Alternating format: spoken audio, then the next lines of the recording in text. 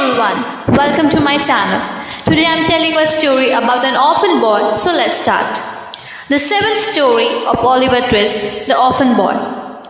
Oliver pays price. For many days, Oliver remained in the Jew's room, practicing the game regularly. Every morning, tired or staying indoors, he requested the Jew to allow him to go out to work with his two companions.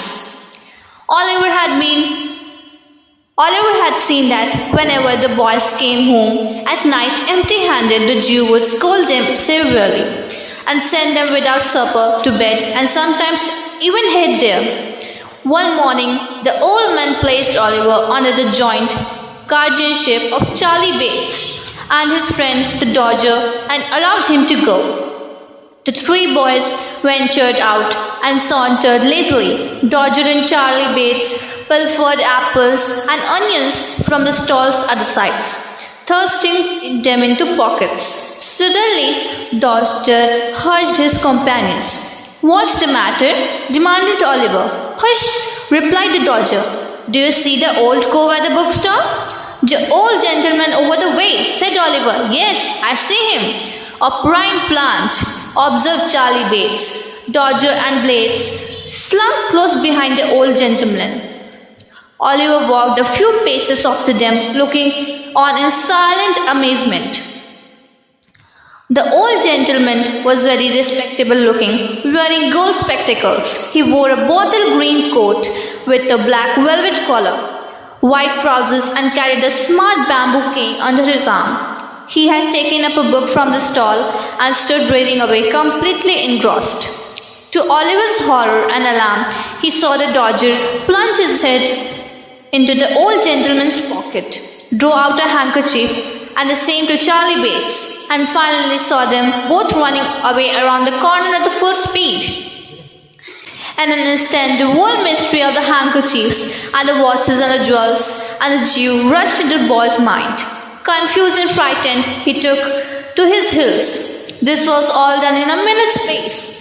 The old gentleman, putting his hand to his pocket and missing his handkerchief, turned sharply round. Seeing the boy running away at such a rapid pace, he very naturally concluded him to be the culprit, and shouting, "Stop thief!" with all his might ran after him, book in hand. But the old gentleman was not the only person who raised a hue and cry.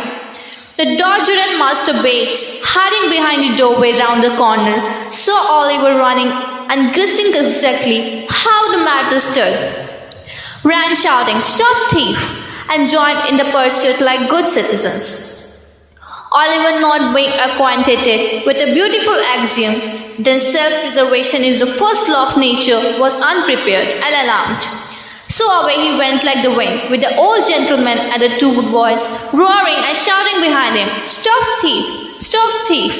There was magic in the sound. The people ran down the streets, re-echoing the sound, "Stop thief! Stop thief!" One red, breathless child, panting, terrorized, agonized, and perspiring, Oliver ran as his pursuers closed on him. A clever blow stopped him at last. He fell down upon the pavement and the crowd eagerly gathered round him. "Stand aside! Give him a little air! Nonsense! He doesn't deserve it! Where's the gentleman? Here he is, coming down the street! Make room for the gentleman!" Oliver lay covered with mud and dust and bleeding from the mouth, looking wildly round upon the heap of faces just around him, when the old gentleman was pushed into the circle. "Yes," said the gentleman, "I'm afraid it is a boy." "Afraid?" murmured the crowd. "That's a good one."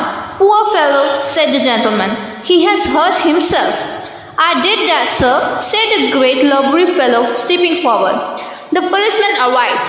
"Come, get up," said the man roughly. "It wasn't me, sir. It was two other boys," said Oliver, clasping his hands passionately and looking around. "They're here somewhere." "Oh no, they aren't," said the officer. He meant this to be ironical, but it was true, for Dodger and Charlie Bates had disappeared. "Come, get up. Don't hurt him," said the old gentleman compassionately. "Oh no, I won't hurt him," replied the officer, tearing his jacket half off his back. "Come, I know you. It won't do. Will you stand up on your legs, you young devil? Oliver made an attempt to raise himself on his feet and was at once slugged around the streets by the jacket collar at a rapid pace. The gentleman walked on with Jim by the officer's side. The crowd surged ahead and stared back at Oliver from time to time.